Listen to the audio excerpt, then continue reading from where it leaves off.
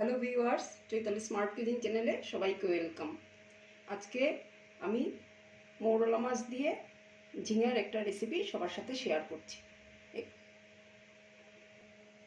এখানে আমার মৌরলা মাছ কাটা আছে, ওটা আমি মাথা বের করে নিয়েছি। আপনারা চাইলে মাথা রেখেও করতে পারেন। আর ঝিঙাকে এরকম ছোট ছোট পিস পিস করে আমি কেটে নিয়েছি। এবারে আমি কড়াইতে তেল গরম হওয়ার জন্য দিয়ে দিলাম। আর তার সাথে মৌরলা মাছের মধ্যে আমি একটু হলুদের গুঁড়ো, একটু লবণ আর তার সাথে একটু সর্ষের তেল দিয়ে একটু ভালো করে মেখে নেব। এবারে তেলটা গরম হয়ে গেছে, আমি অল্প একটু লবণ দিয়ে দেব যাতে মাছটা কড়াইয়ের মধ্যে লেগে না যায়। এবার ভালো করে কড়াইটাকে মধ্যে তেলটা লাগিয়ে নেব।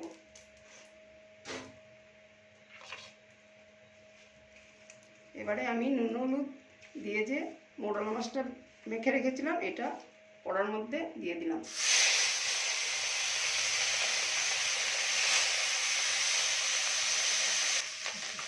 এবারে মাছটা আমার ভাজা ভাজা হয়ে গেছে, এটাকে আমি একটা থালাতে ব্যাক করে দেব। এবারে কড়াইতে আরেকটু তেল দেব।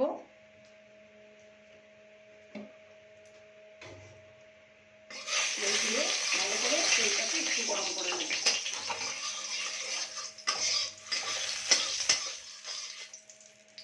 তেলের কাঁচা গন্ধটা চলে গেলে তারপরে আমি ঝিঙেগুলা তার মধ্যে ছাড়ব। এবারে আমি ঝিঙেগুলা কড়ার মধ্যে দিয়ে দিলাম।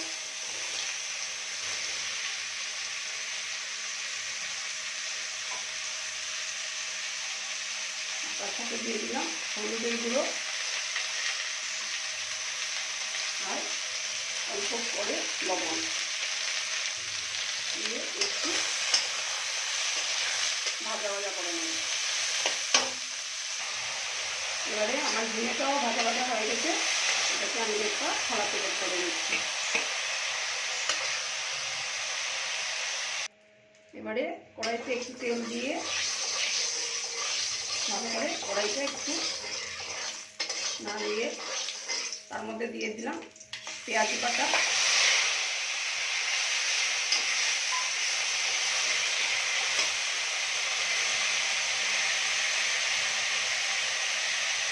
একটু হলুদ, লবণ স্বাদ মতো,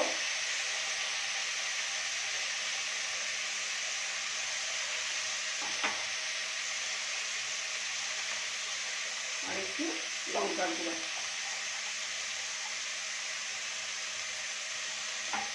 দিয়ে একটু মশলাটাকে একটু ভেজে নেব। এবারে দিয়ে দিব সরষে পেস্ট, দিয়ে এটাকে ভালো করে মশলাটা কষাবো। এবারে আমার মশলাটা মোটামুটি ভাজা হয়ে গেছে, তেল ছাড়তে শুরু করেছে।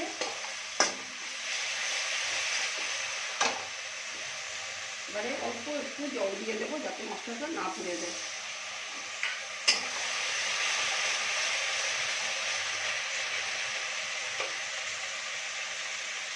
এবারে ঝিঙেগুলো ভেজে রেখেছিলাম এগুলো দিয়ে দিলাম।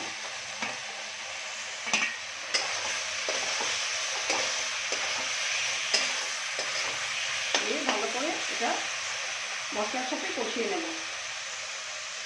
এবারে আমি অল্প একটু জল দিয়ে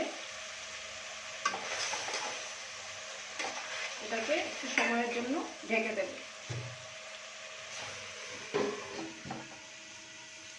এবারে আমি ঢাকনাটা বের করে দিলাম।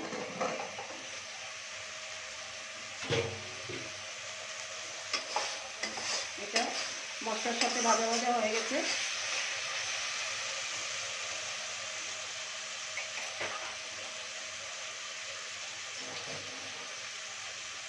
এবারে অল্প পরিমাণে জল দেব।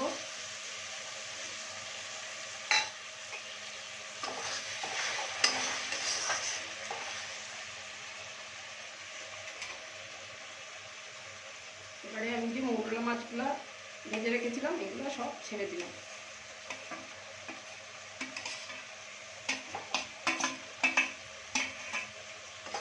দিয়ে একটু ভালো করে আলতো হাতে নাড়িয়ে নেব, নাহলে মাছগুলো ভেঙে যাবে। এবারে আমার ঝিঙে দিয়ে মোরলা মাছের তরকারিটা রান্না হয়ে গেছে। এবারে আমি একটা বাটিতে নামিয়ে নেব। চৈতালি স্মার্ট কিচেনের রেসিপিগুলো যদি আপনাদের ভালো লেগে থাকে তাহলে আপনারা চ্যানেলটাকে ফলো করবেন, আর ইউটিউব থেকে দেখে থাকলে ইউটিউবটাকে সাবস্ক্রাইব করে দেবেন। আর আমার পাশে থাকার জন্য সবাইকে অসংখ্য ধন্যবাদ। আর এভাবে আপনারা আমার পাশে থাকবেন।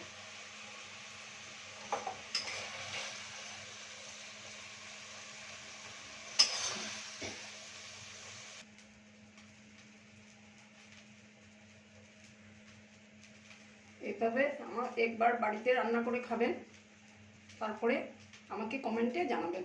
আশা করি আপনাদেরও ভালো লাগবে। ধন্যবাদ সবাই।